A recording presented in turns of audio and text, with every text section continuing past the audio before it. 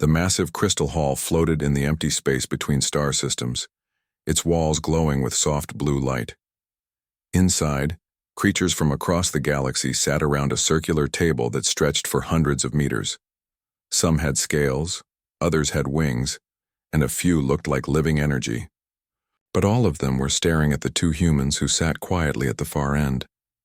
Commander Hugh kept his face blank as the alien voices grew louder around him.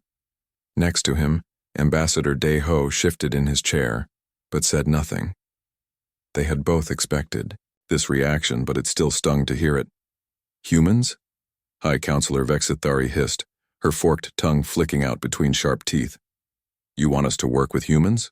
Her scaled head turned to look at the other council members, and several of them made sounds that might have been laughter. Fleet Marshal Zindar clicked his mandibles together rapidly. His forearms gestured wildly as he spoke. These creatures still use metal bullets and chemical rockets.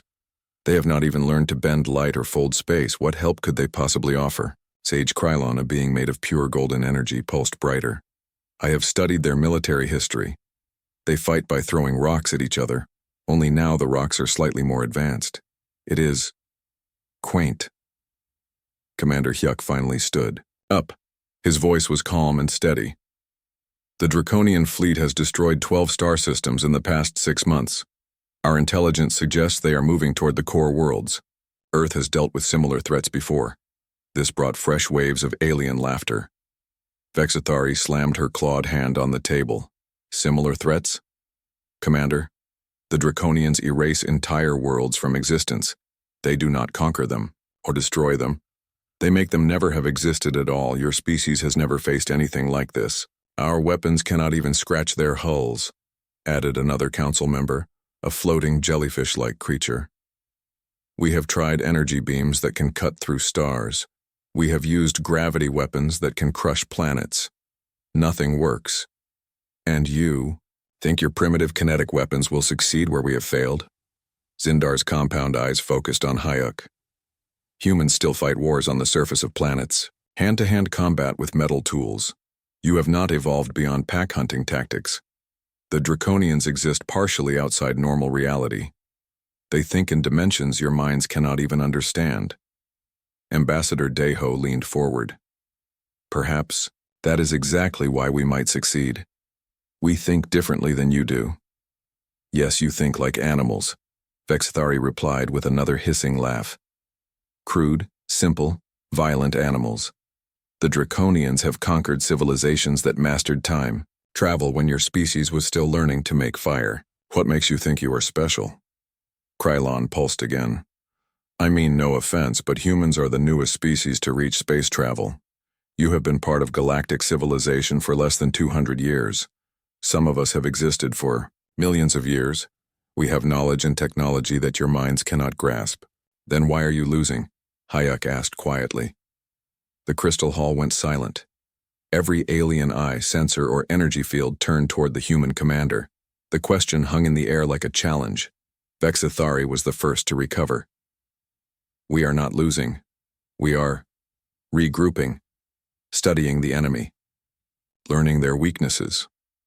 While they erase your worlds one by one, Day-Ho said. The Altair system, the Vega colonies, the Centauri Federation, all gone, not destroyed, gone, as if they never existed. You cannot possibly understand the complexity of this threat. Zindar buzzed angrily. This is not some border war or resource conflict. The Draconians operate on principles that violate the basic laws of physics. They exist in states of being that we are still trying to comprehend. Hyuk nodded slowly. That is exactly the problem. You are trying to understand them. You are trying to fight them with logic and science and advanced technology. Sometimes, the best way to kill something is to hit it with a big rock. The laughter started again, but this time it had an edge of anger. Several council members began speaking at once, their voices mixing into a chorus of dismissal and mockery. Primitive thinking, barbaric approach. They would only get in our way. Vexithari raised her hand for silence. When the hall quieted, she looked directly at Hyuk. Commander, I will be frank with you. Your species is brave, I will give you that. But bravery without wisdom is just stupidity. You would charge into battle against an enemy that exists in 11 dimensions while you still think in 3. You would fire bullets at creatures that can phase through solid matter. You would try to use tactics from your ancient wars against beings that can rewrite the laws of reality itself. She stood up, her height towering over the seated humans. The Galactic Defense Council has voted. Earth will not be included in our response to the Draconian threat.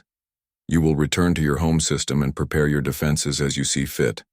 When the time comes, we will protect you as we protect all member species. But you will not be part of the military response. This is for your own good, Krylon added, his energy form dimming with what might have been sympathy. You are not ready for this kind of warfare. Perhaps in a few thousand years, when your species has evolved beyond primitive violence, you might contribute something useful. But not today. Hayuk and Deho exchanged a quick look. Hayuk saw something flicker in the ambassador's eyes. Not anger or disappointment, but something else. Something that might have been amusement. We understand, Hayuk said, standing up. Earth will prepare its own defenses. As the two humans walked toward the exit, the alien council members continued their discussion about advanced shield arrays and quantum disruption fields and other technologies that the humans supposedly could not understand. Vexthuri called out after them. Commander, when this is over, when we have defeated the Draconians with our advanced methods, perhaps we can teach your species how real warfare is conducted. Yuk paused at the doorway. He turned back to look at the assembled aliens. Beings from civilizations that spanned the galaxy. Creatures with technology that seemed like magic. Entities that had conquered space and time itself. Thank you for the offer, he said politely. We will keep that in mind. The crystal doors closed behind them with a soft chime. In the corridor outside, Deho finally allowed himself a small smile. They have no idea, do they? Hayuk shook his head. None at all. They think they know what humans are capable of because they have seen our civilian technology and our public military displays. They have no idea what we have been building in the deep places. Should we tell them? No. Let them learn the hard way. Besides, Hyuk's eyes grew cold. After today, I am not sure I want to save them. Pride comes before the fall, as our ancestors used to say. They walked toward their ship, leaving behind a council that was already forgetting about the primitive humans and their offer of help.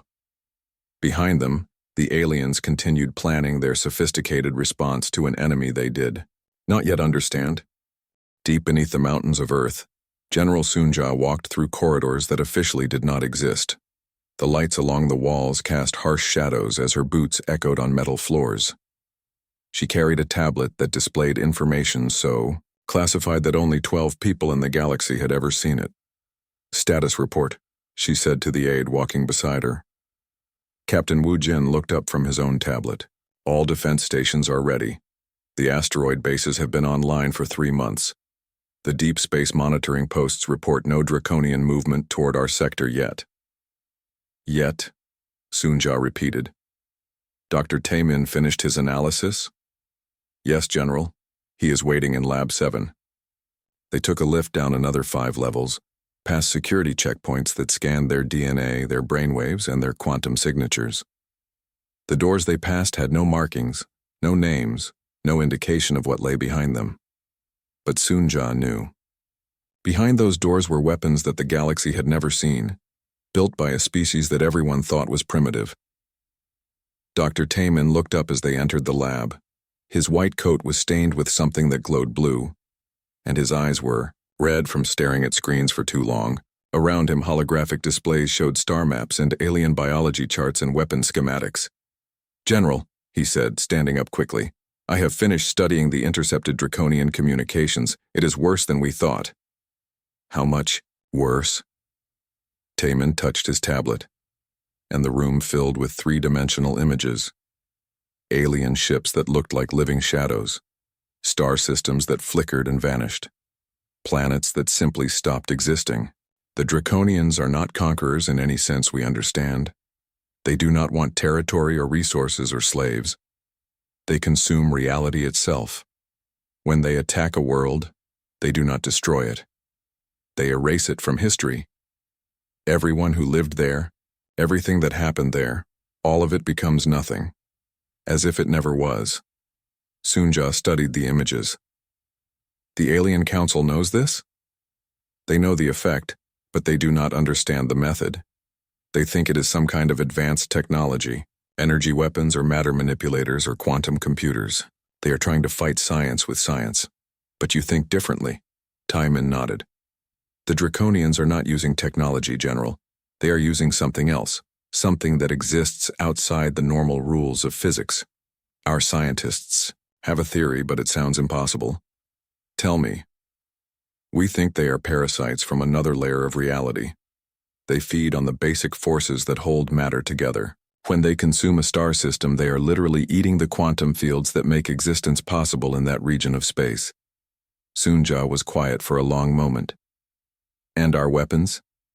That is the interesting part. All the advanced alien weapons rely on manipulating energy fields or quantum states or exotic matter. They are fighting the Draconians on the same level where the Draconians are strongest. But our weapons are different.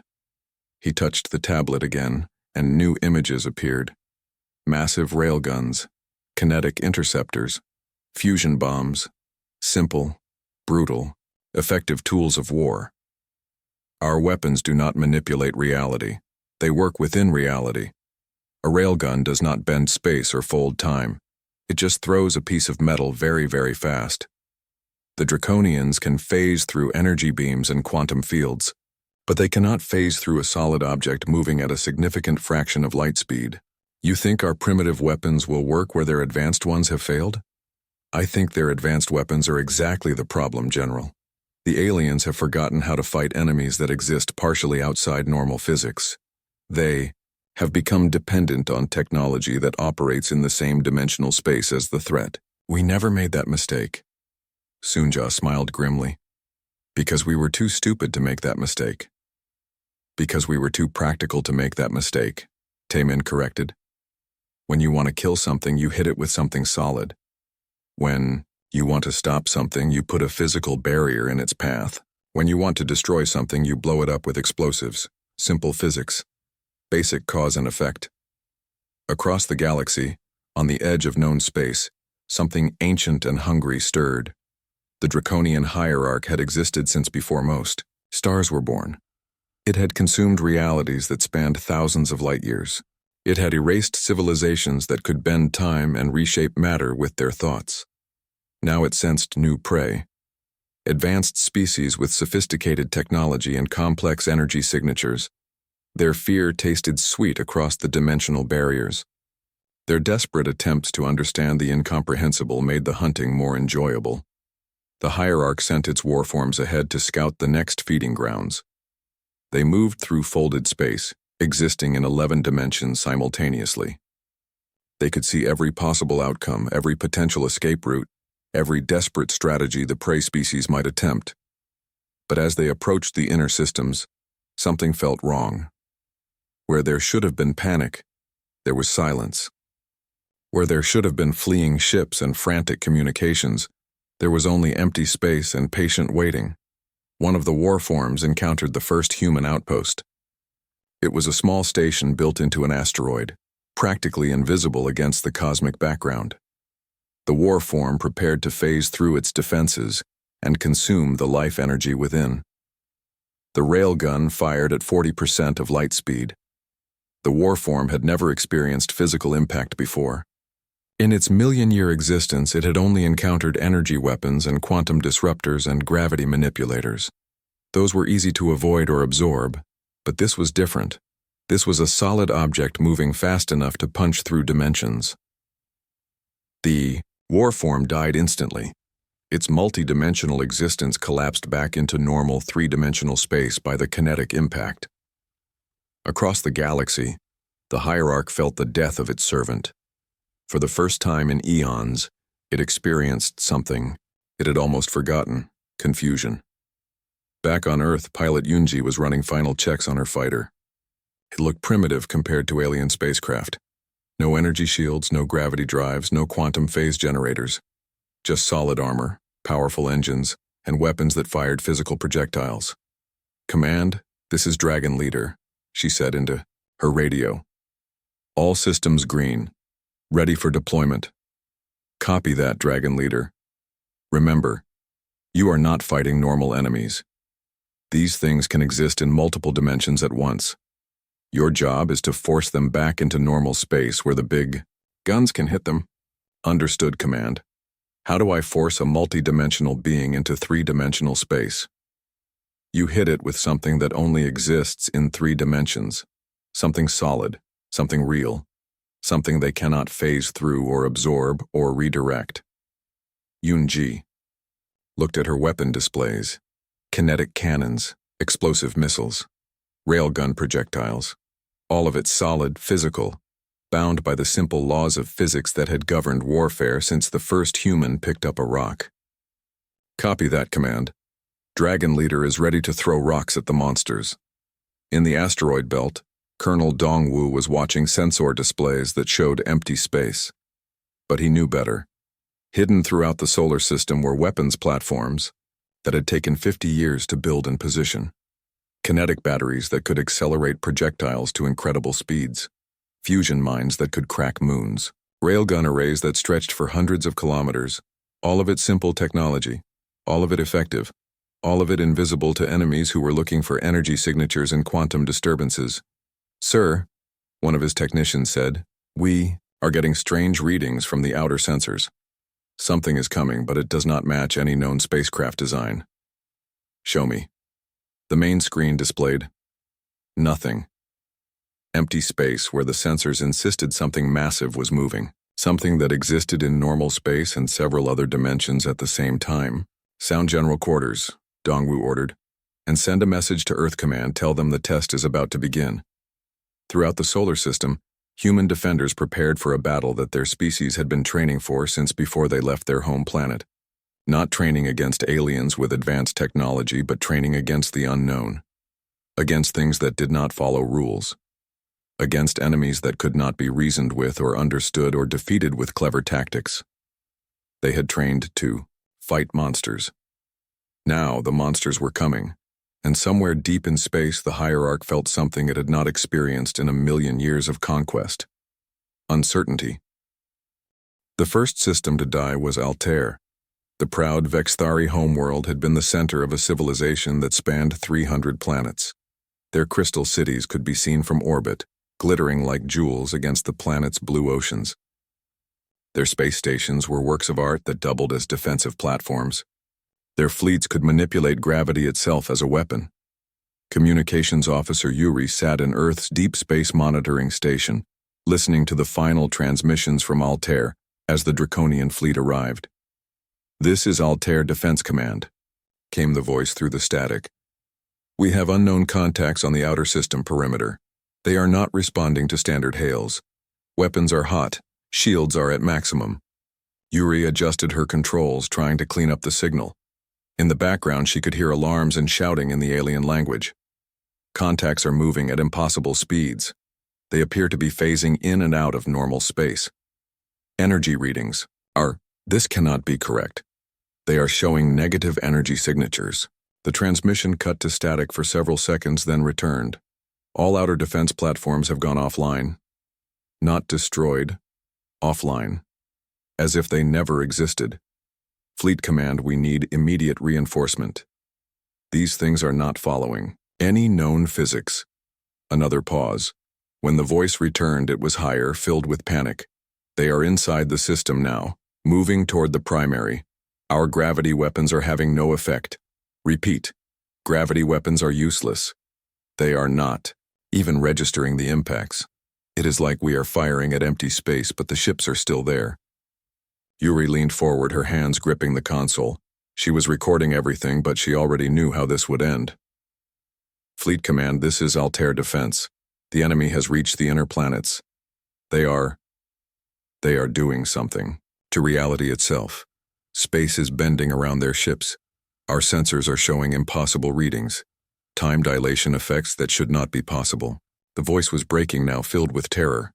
They are not destroying our worlds, they are erasing them. The third planet just stopped existing. It was there, and now it is not. Not destroyed, not broken apart. It simply never was. How do we fight something that can unmake reality?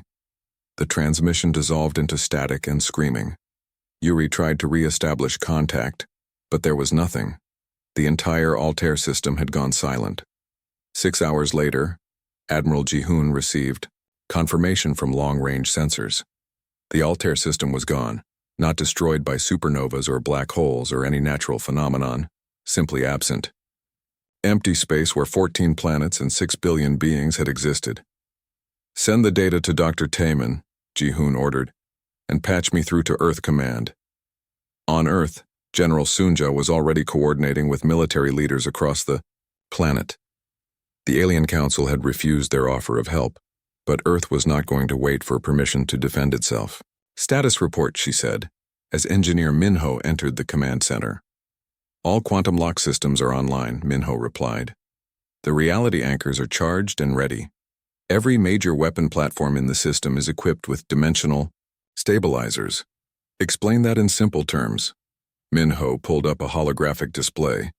The Draconians exist in multiple dimensions at once.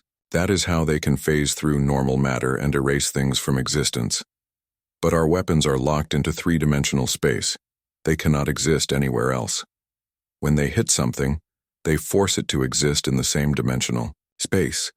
So we drag them down to our level and then shoot them. Exactly. While the aliens are trying to fight in 11 dimensions, we force the battle into 3 dimensions where we have all the advantages. Major Haewon looked up from her psychological analysis charts. I have been studying the Draconian behavioral patterns. They have conquered thousands of civilizations, but they all followed the same pattern. Energy weapons, quantum technology, reality manipulation. The Draconians know how to counter all of that. But they have never faced kinetic weapons? Never, in a million years of conquest. They have never encountered a species that fights with simple physics.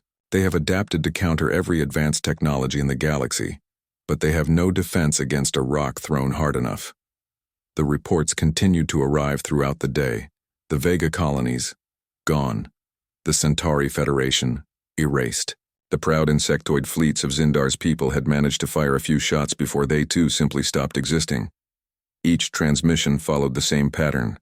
Initial contact. Confusion as advanced weapons proved useless. Panic as the enemy displayed impossible abilities. Then silence as entire civilizations winked out of existence. In the crystalline council chambers, the remaining alien representatives were arguing in increasingly desperate voices. We need to evacuate the core worlds. Krylon's energy form pulsed, frantically. Move the populations to the galactic rim, buy time to develop new weapons. With what ships? Demanded one of the few surviving military commanders. Half our fleets are gone. Not destroyed, gone. Along with every shipyard, every weapons factory, every research station. The humans offered to help, said a small voice from the back of the chamber. The council turned to look at Ambassador Daeho's deputy, a young diplomat named Su Jin who had stayed behind when the main delegation returned to Earth. The humans have no technology that we do not possess, Vexthari hissed. Their weapons are primitive. Their ships are slow. Their tactics are simplistic. Then why are they still alive? Su Jin asked quietly. The Draconians have consumed 12 systems in 6 months. All of them had advanced technology. All of them had energy weapons and quantum shields and reality manipulators. All of them are dead. What are you suggesting? I am suggesting that maybe advanced technology is not the answer. Maybe the Draconians have adapted to counter everything we think of as sophisticated warfare. Maybe we need to think like primitives, again. The council chamber erupted in angry voices, but Su Jin continued speaking. The humans fight with kinetic weapons and chemical explosives and physical armor. They think in 3 dimensions instead of 11. They use tactics that are thousands of years old. Maybe that is exactly what we need right now. Impossible, Vexathari snapped. You cannot fight reality manipulators with metal bullets. Then why, Su Jin asked, has every civilization with advanced weapons been erased, while the civilization with primitive weapons is still here? Before anyone could answer, alarms began sounding throughout the station. Emergency lights bathed the crystal walls in red. A technician's voice echoed through the chamber. Draconian contacts detected at the edge of the Nexus system. Multiple, large signatures moving toward the station. Estimated arrival time, 4 hours. The council members looked at each other with growing horror. Nexus Prime was the heart of galactic civilization. It was supposed to be protected by defensive systems that could stop entire fleets, reality stabilizers that prevented dimensional manipulation, quantum barriers that could contain black holes. Activate all defenses, Vexthari ordered. Deploy every weapon we have. But even as she gave the orders, she knew they would not work. The most advanced weapons in the galaxy had failed against the Draconians. The most sophisticated defenses had been brushed aside like cobwebs. In the communication center, Sujin was already sending an encrypted message to Earth. The text was simple. Council requests immediate assistance. Draconian fleet approaching. Nexus Prime. Previous defensive strategies have failed. Requesting alternative tactical approaches. The response came back within minutes. Assistance en route. Prepare for unconventional warfare methods. Do not attempt to understand our tactics. Simply follow instructions when we arrive. Earth Defense Force is moving to intercept. Sujin stared at the message. The Earth Defense Force? The Council had dismissed human military capability as primitive and ineffective. What could they possibly do that the combined fleets of the galaxy could not? Outside the station, in the dark between the stars, something ancient and hungry was moving toward Nexus Prime. The Hierarch had consumed civilizations across the galaxy, each one adding to its understanding of advanced warfare. It knew how to counter energy weapons, how to absorb quantum attacks, how to phase through any defense that existed in multiple dimensions. But as it approached the galactic capital, its warforms reported something strange. New contacts were moving toward Nexus Prime from a different direction. Ships that registered as primitive chemical rockets and simple metal hulls. Weapons that appeared to be nothing more than kinetic projectiles and fusion explosives. The Hierarch felt something it had not experienced in eons. Curiosity. What could such primitive technology hope to accomplish against beings that could rewrite reality itself? It was about to find out. Colonel Dongwu watched the tactical display as the Draconian fleet entered the solar system. His hands were steady on the controls, but his heart was racing. Everything Earth had built in secret over the past 50 years was about to be tested against an enemy that had erased entire civilizations. Contact report, he said into his headset. Lieutenant Commander Kyung-Soo's voice came through the comm system from his position deep beneath Europa's ice. Sonar arrays are picking up massive signatures moving through the asteroid belt. They are not following normal physics, sir. The objects appear to exist in multiple locations simultaneously. Visual confirmation? Pilot Yunji's squadron was already moving to intercept. Dragon Leader to control. I have eyes on the targets. Sir, these things do not look like ships. They look like holes in space. Dark patches that hurt to look at. Directly, Dongwu switched to the main tactical frequency. All units, this is Solar Defense Command. Remember your training. Do not attempt to understand what you are seeing. Do not try to predict their movements using normal physics. Just point your weapons at the dark spots and fire solid projectiles. Lots of them. Throughout the solar system, weapons platforms that had been hidden for decades began powering up. Railguns built into hollowed-out asteroids. Kinetic batteries, concealed beneath the surfaces of moons. Fusion mines disguised as space debris. All of it simple technology. All of it designed to work in 3 dimensions only. All of it locked into normal reality by quantum anchors that prevented dimensional shifting.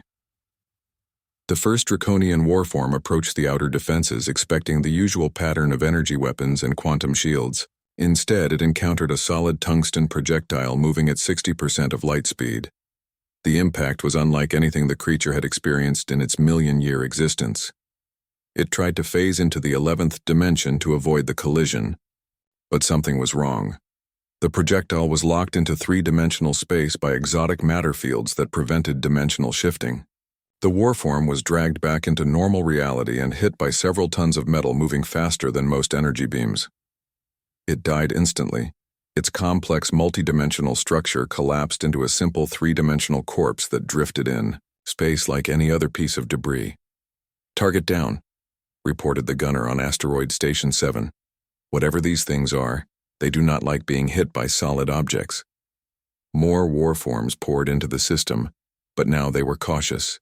They had never encountered weapons that could force them into normal space. They tried to adapt, spreading their existence across more dimensions.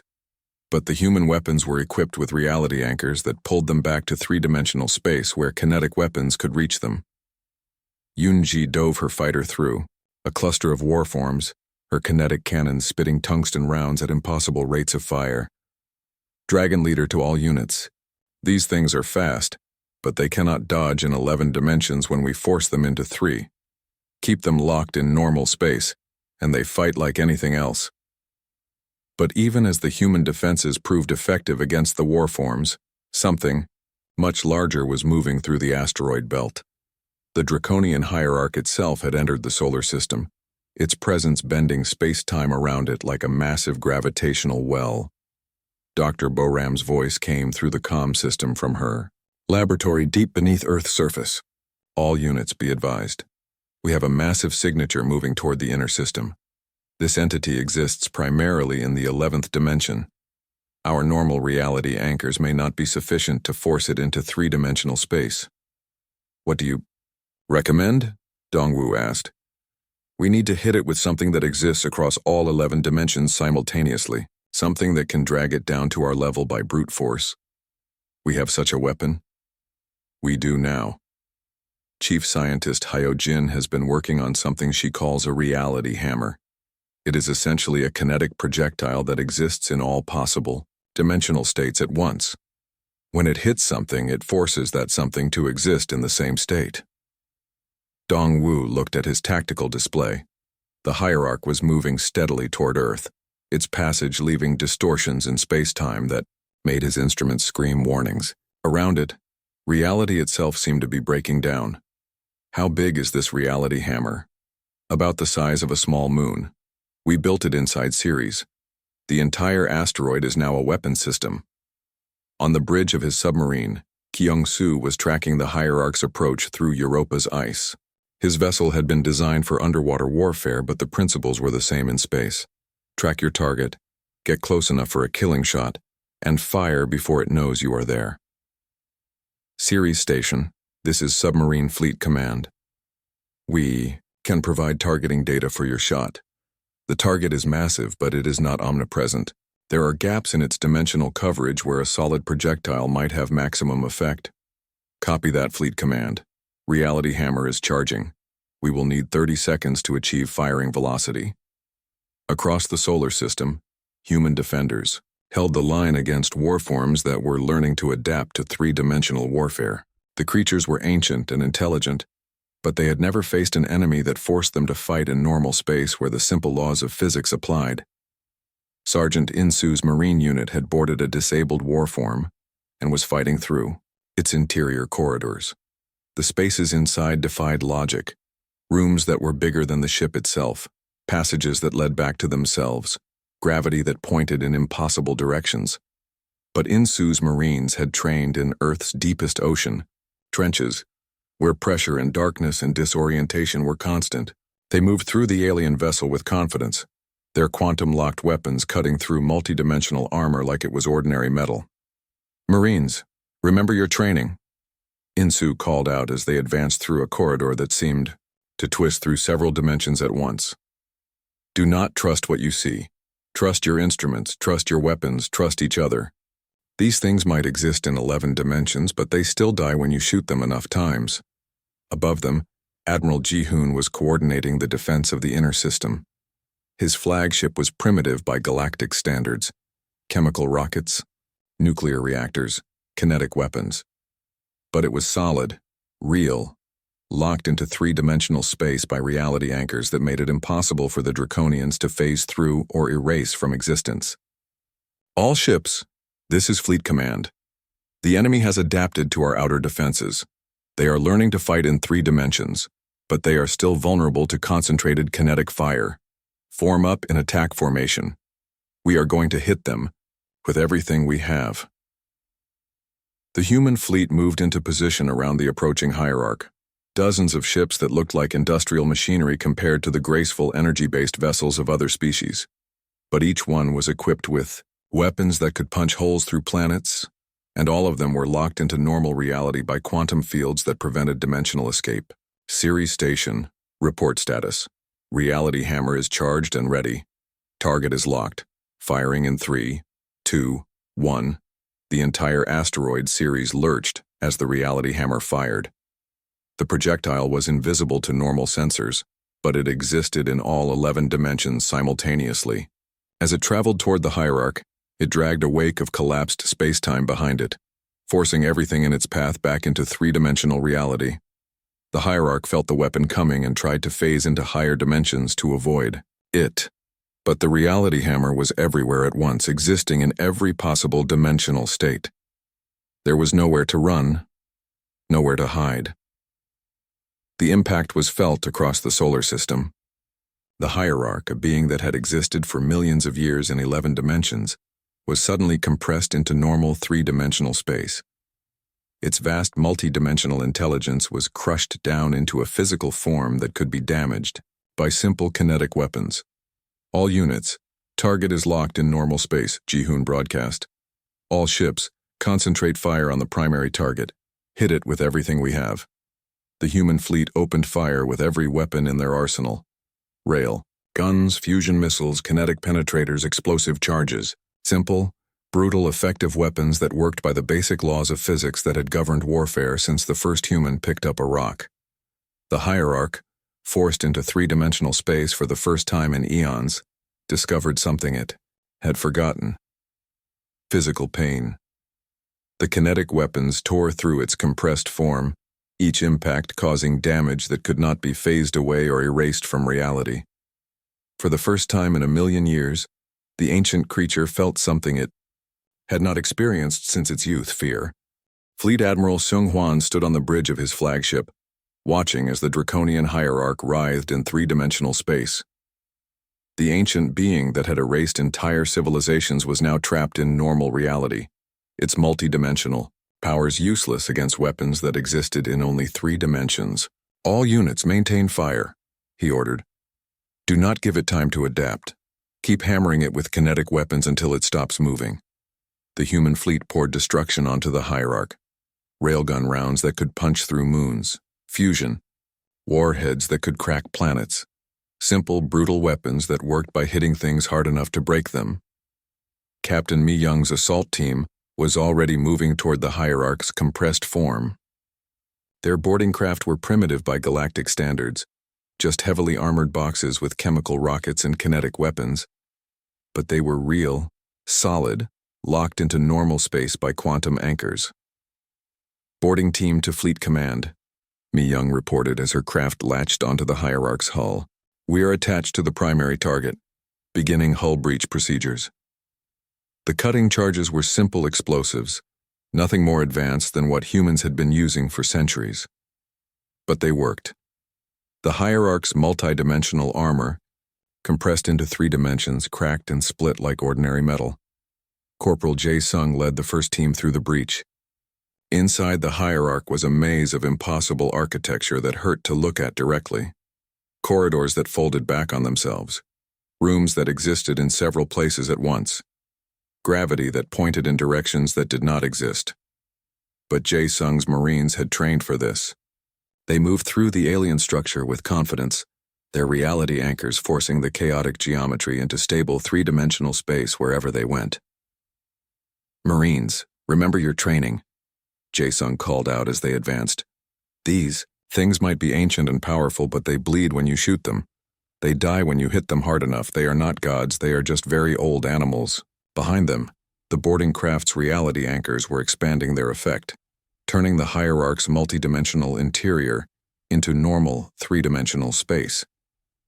The ancient creature's thoughts, compressed into a physical brain for the first time in eons, were struggling to comprehend what was happening. On the bridge of the hierarch, Admiral Seung Hwan materialized from a transport beam. The space around him was still partially multidimensional, but his personal reality anchor was forcing it into a more stable configuration. The Draconian hierarch was there, its true form revealed for the first time. It was massive, ancient, covered in what might have been scales or armor or living darkness. Its eyes were voids that seemed to contain entire universes. You, it spoke with a voice like dying stars.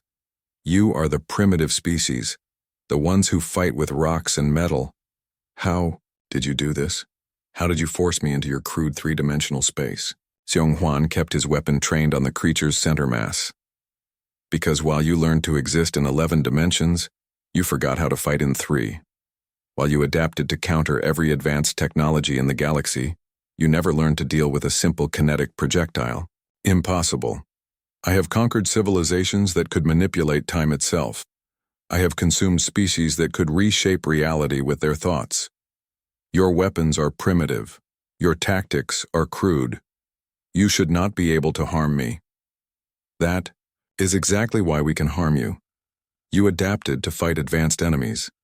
You learned to counter energy weapons and quantum fields and gravity manipulators, but you never encountered anyone stupid enough to just hit you with a big rock. The hierarch's form rippled as it tried to phase back into higher dimensions. But the reality anchors held it fast, keeping it locked in normal space where human weapons could reach it. I do not understand. Your species has been in space for less than 2 centuries. You have no mastery of the fundamental forces. You cannot even travel faster than light without crude chemical rockets. How are you defeating me when civilizations millions of years older could not? Xiong Huan smiled grimly. Because they got smart. They developed advanced technology and sophisticated weapons and elegant solutions to complex problems. They forgot the most basic rule of warfare. When you want to kill something, you hit it until it dies. The hierarch lashed out with appendages that existed in several dimensions at once, but Xiong Huan's armor was equipped with its own reality anchors. The attack was forced into 3-dimensional space where his simple kinetic shields could deflect it. Your tactics are barbaric, the hierarch hissed. You fight like animals, like primitives, like savages who have not evolved beyond crude violence. Yes, Xiong Huan agreed, and that is exactly why we are going to win. He opened fire with his kinetic rifle. The rounds were nothing more than metal slugs accelerated to high velocity, but they punched through the hierarch's compressed form like it was ordinary flesh. Throughout the hierarch's body, human marines were fighting their way toward vital systems. Jae Sung's team had reached what appeared to be a control center, where Chief Scientist Hyo Jin was setting up her quantum resonance bomb. This device will collapse the hierarch's multidimensional structure completely, she explained as she worked. It will force every part of its existence into 3-dimensional space permanently. After that, it will be vulnerable to conventional weapons. How conventional? Jae Sung asked. A few more fusion bombs should do it. The device activated with a sound like reality tearing. The hierarch screamed across 11 dimensions as its ancient form was compressed into normal space. Its vast multidimensional intelligence was crushed down into a physical brain that could be damaged by simple kinetic weapons. Outside, the human fleet continued its bombardment. Ships that looked like industrial machinery compared to the elegant vessels of other species, but each one equipped with weapons that could destroy planets. The hierarch's war forms, scattered throughout the solar system, felt their master's pain and began retreating. But the human defenders were ready for them. Asteroid stations opened fire with kinetic batteries. Fighter squadrons harried them with tungsten rounds. Submarine fleets emerged from the ice of Europa to launch torpedo spreads. Pilot Yunji pursued, a fleeing warform toward the edge of the system. Dragon Leader to control. The surviving enemies are trying to retreat. Should we let them go? Negative, Dragon Leader. These things have erased entire civilizations. We cannot let them escape to do it again. Destroy them all. The warform tried to phase into higher dimensions to escape, but Yunji's fighter was equipped with reality anchors that forced it back into 3-dimensional space. Her kinetic cannons spoke once, twice, 3 times. The ancient creature died in a flash of expelled atmosphere and multidimensional ichor. Back aboard the hierarch, Admiral Xiong Huan was standing over the creature's dying form. Around him, Reality was stabilizing as the quantum resonance bomb finished its work. The hierarch's multidimensional nature was gone, compressed into a simple three-dimensional body that was bleeding from dozens of kinetic wounds. How? The hierarch whispered. How did you know? How did you understand what we were when civilizations millions of years older could not? We did not understand, Shenghuan admitted. We did not try to understand. That was our advantage. While they were studying you and analyzing you and trying to figure out how to fight you with advanced technology, we just built bigger guns. But you are primitives, savages. Your weapons are crude. Your tactics are barbaric. Yes, and that is exactly what made us dangerous. You adapted to fight advanced enemies. You learned to counter every sophisticated technology in the galaxy, but you never learned to deal with primitives who were too stupid to know they could not win. The hierarch's breathing grew shallow. What will you do now? You have defeated us. Will you consume our power? Take our knowledge? Become the new masters of reality? Shenghuan holstered his weapon. No, we will go home. We will rebuild what was destroyed. We will help the survivors of the species you erased. And we will keep watch, in case anything like you ever comes back. You do not want to rule the galaxy? We never wanted to rule anything. We just wanted to be left alone. You forced us to fight by threatening everything we cared about. Now that you are gone, we can go back to our quiet little planet and pretend none of this ever happened. The hierarch died with something that might have been confusion in its ancient eyes. Months later, the galaxy was quiet again. The surviving alien species emerged from hiding to find human ships patrolling the trade routes and protecting the border systems. The species that had once mocked Earth as primitive now approached them with requests for alliance and protection. At the reformed Galactic Council, Commander Hayuk sat at the head of the table where High Counselor Vex Thari had once presided. The alien representatives listened carefully as he outlined humanity's simple requirements for galactic peace. We do not want territory, he said. We do not want tribute or slaves or worship. We just want to be left alone to live our lives in peace. But if anyone threatens that peace, if anyone tries to harm the innocent or destroy entire civilizations, they will face the same fate as the Draconians. But your weapons are so primitive, one of the surviving council members said hesitantly.